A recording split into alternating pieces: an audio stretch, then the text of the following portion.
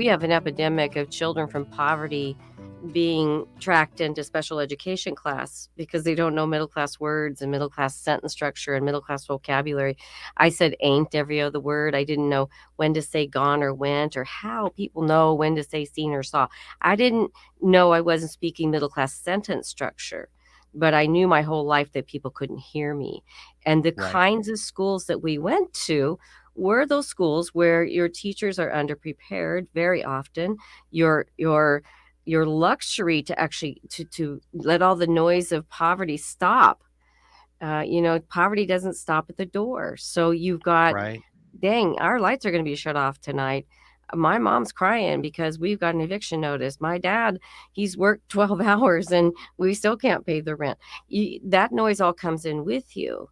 So if we're not taking a whole child, whole family, comprehensive poverty informed approach, literacy is a luxury.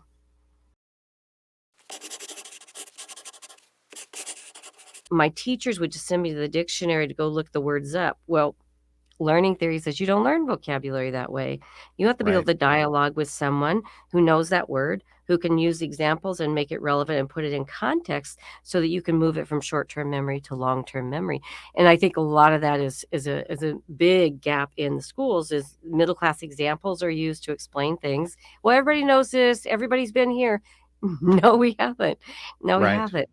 haven't. So getting at making the information that we're sharing relevant, actually removing those poverty barriers that get in Yes. the way of actually being able to think about reading, those are really critical pieces.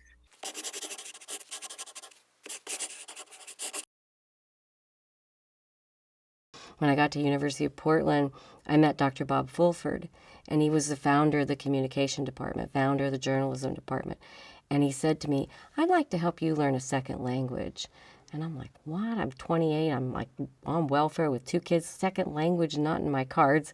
And he said, no, Donna, you see, when middle class people speak, they use a very specific sentence structure. They use vocabulary that they have heard since they were in the womb, that by people who know those words and can contextualize them. And he said, if you're not around people who can do that and you're not exposed to it, you're not going to know it. He said, you communicate beautifully, but let me give you the language that will help you in education and the work world. So I tell people I'm bilingual. I speak fluent middle class language. And he also told me, be careful because if you get tired, your grammar can revert.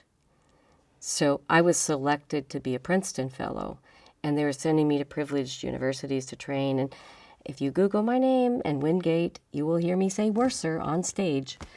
And yesterday I was tired. I've been doing back-to-back trainings, and I said, is Kaz and Saphira blah, blah? And my son was like, is? Didn't you mean are, Mom? It's absolutely true. My grammar will revert to my natural sentence structure if I'm tired. I have to really translate. But I had to have somebody who was willing to take time. Dr. Bob Fulford, later told me that he got a lot of flack from colleagues who said, it's not your job to teach a junior in college not to say ain't. But well, but he would say, I would just ask him, did I achieve my goals as I finished my bachelor's, got my master's, and finished my doctoral coursework? And then he would say, and then some. Every single human being can make a difference.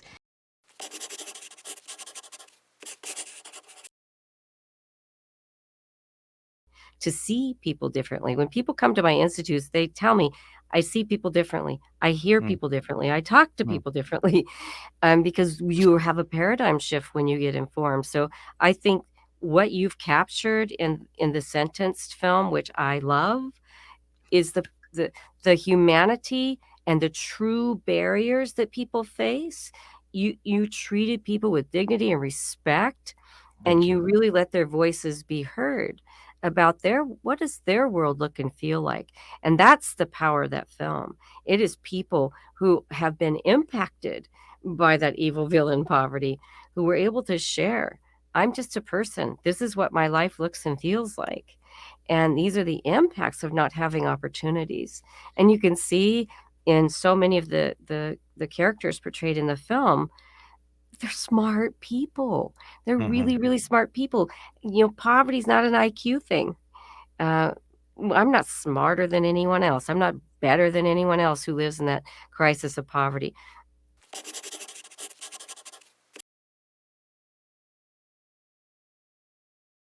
Sure. So the number one variable for getting out of poverty, for gaining literacy, is mentoring. Uh, and there are four characteristics that I found in my research with people in the deepest poverty that their mentors exhibited that enabled them to get a bachelor's degree. One was someone who was making it believed in me. They didn't judge me. They understood that I was doing what I needed to be doing. They taught me I wasn't stupid, that what I already knew was valuable, and that gave me hope that I had something to build on. And they connected me to other people who could help me in other areas of my life. Maybe you're tutoring me with literacy, but you connect me to someone who can help our family with housing. That's it. Believing in someone, helping them see they know some things, not judging, and making connections. Anyone can do that.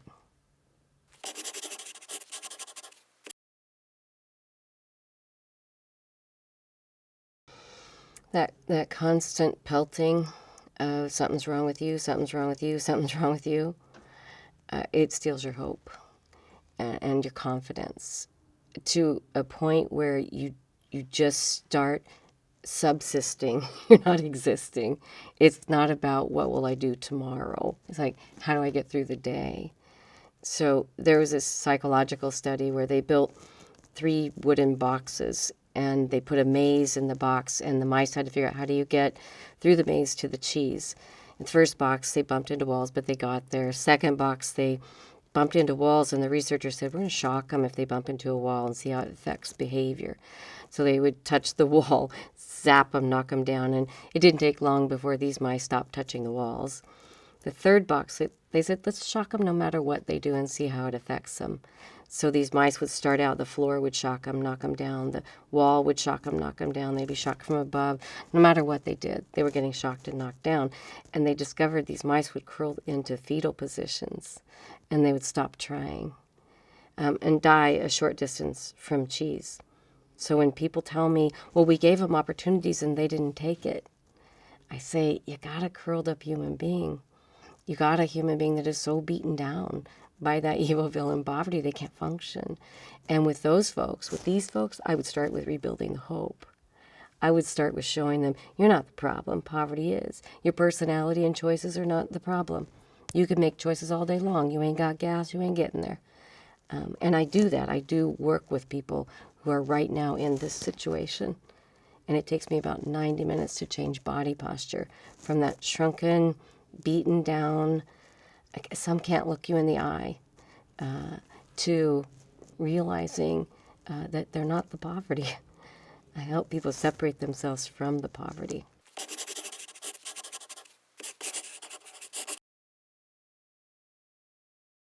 You have, if you're in that isolated situation where you're surrounded by people who can't read and write, and someone does reach out who can and offers to help you, to show you what this word means, that's awesome. I mean, that is so helpful, and that can help. It needs to be combined with removing some of those barriers of hunger, not having a pillow to lay your head on.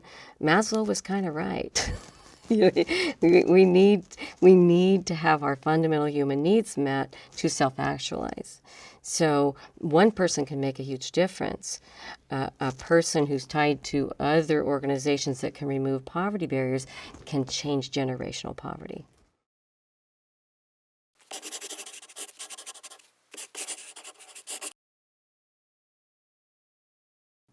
And people won't tell you they can't read because the shame of not being able to read is very similar to the shame of poverty. And you usually have both. So if you gave any of my family members who can't read something, a form or something they needed, instructions, and said, hey, can you read this? They're not going to tell you no. Because there's a shame. Oh, no, I got this. I got this. So what I teach professionals is pay attention to nonverbals. Because if they say, no, yeah, I got it. I got this. They don't have it. If they say, oh, yeah, no, I got it, Then they do. And then if they don't use nonverbals that show you they really are able to read it, what you want to do is say, you know what, this is confusing to me. Let me walk you through this. But you can take somebody, I could take these two people right here, get them into opportunities to learn, to read, to gain an education, to rebuild their hope, to start businesses, and to give back to their community. But it starts with understanding there are people who can't read.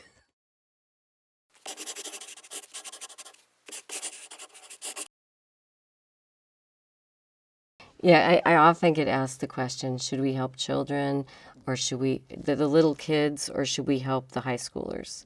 And I say that's not a question. Or your age, too. I mean, Yeah. Please include that. Yeah. So should we help the little children? Should we help the high schooler?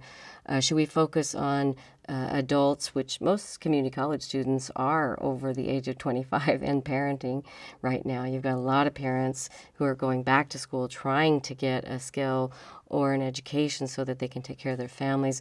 And they're coming in with functional literacy, some not literate, but trying to gain literacy. It isn't an either or question. We have to create communities where people have access at whatever point. Ideally, they never have to go hungry. I have one grandchild. His name is Sam, and I'm so proud. This kid's never been hungry. He's never been evicted. He's never watched his parents fight because there's no food. He's never seen people taken away by police officers. He's getting to develop that healthy brain. And that's what I want for everyone. But I see a 17-year-old sleeping in a skate park. And that kid, I talk to him and I say, hey, what's going on with you in school? And he says, I'm not good at school. I'm not good at school. And I say, tell me what really is going on, because I've been talking to you less than 5 minutes. I can see you're really bright. And he said, well, my teachers don't like me and I didn't like them. And I said, that can happen. I dropped out of school at 15. I got my GED at 26. And he said, 26? And I said, yeah. He said, no, it's just that I'm glad to hear that. I'm 17. I thought it was too late. And I said, no, it's not too late. You're getting a doctorate. Let's get you going. And I believe it. And that's key. That's key. You can't pretend. You can't know someone's potential. If you saw me at 26 saying ain't every other word, unable to write a sentence, with a bad perm from my cousin, homeless with 2 kids, could you picture me here? I mean, strengths perspective says you look at a human and you say, let's get you going wherever you are. Let's get you going. And I was privileged to have that happen, have 4 people who were making it come into my life as mentors and navigators, and connect me to the resources, the fundamental human resources, and to opportunity. And teach me that I wasn't stupid. That was a big part, learning that I wasn't stupid, that I knew some things, and what I knew was valuable.